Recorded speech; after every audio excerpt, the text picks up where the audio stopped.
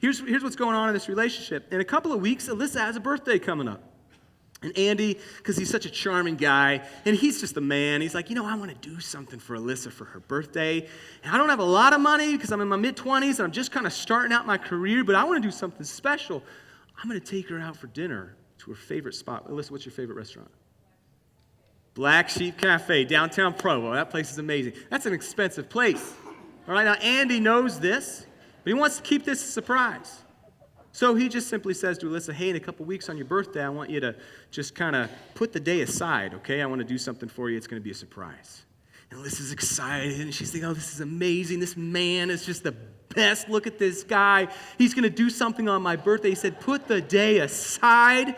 And so she starts thinking about it. Well, here's the thing that Andy doesn't know, that in Alyssa's household growing up, every day, every morning on her birthday, Alyssa's mom would make these heart-shaped pancakes with a recipe that was 3 generations old. This was the way that she would wake up to her birthday. So when Andy says, put the day aside, Alyssa's got an expectation. He's going to make my traditional heart-shaped pancakes. In fact, he's probably already gotten the recipe from my mom. I bet he's saved up and he's flying my mom here.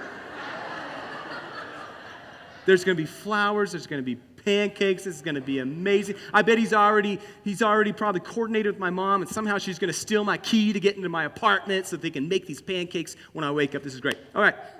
This is what we're working with here. Now, Andy has no knowledge of any of this. He's about to break the bank for Black Sheep Cafe. He thinks he's doing an incredible thing, and he is.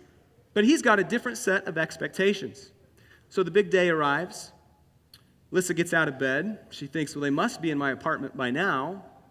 I don't smell pancakes. Walks out into the kitchen. No pancakes. No Andy. No mom. This is a big deal. There is suddenly a gap in the relationship. Alyssa, go ahead and step down. This gap has just been created. Now, what Alyssa fills this gap with is so critical. This is what she does. She texts Andy. She says, hey, where are you? Andy receives the text, I'm at work. Why? Why? Alyssa gets this text message, why? She immediately fills the gap, assuming that Andy forgot her birthday.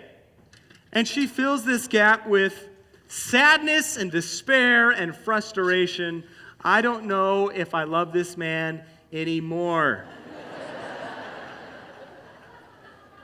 Andy, meanwhile, has stood over here wondering, why has she not texted me back? This sweet girl always texts me back within 60 seconds, and it's been 5 minutes, and she hasn't texted me back.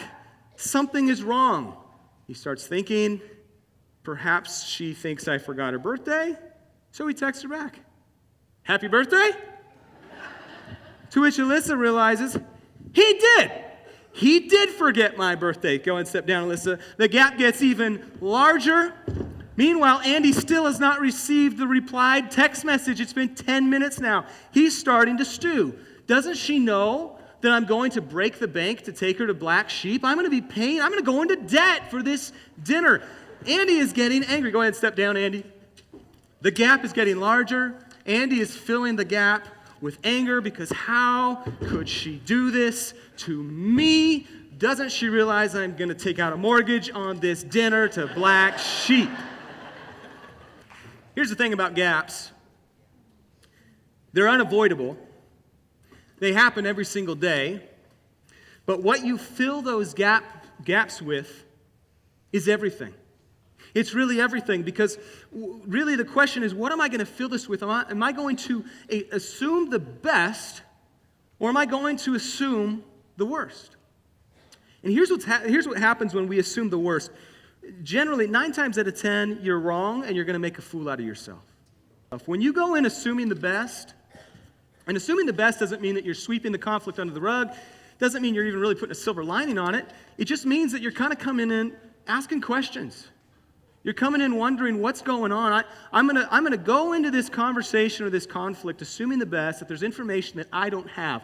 I am looking for an aha moment. Oh, that makes sense. That makes sense why this gap has been created. I'm not coming in accusing. I'm coming in hoping to learn something.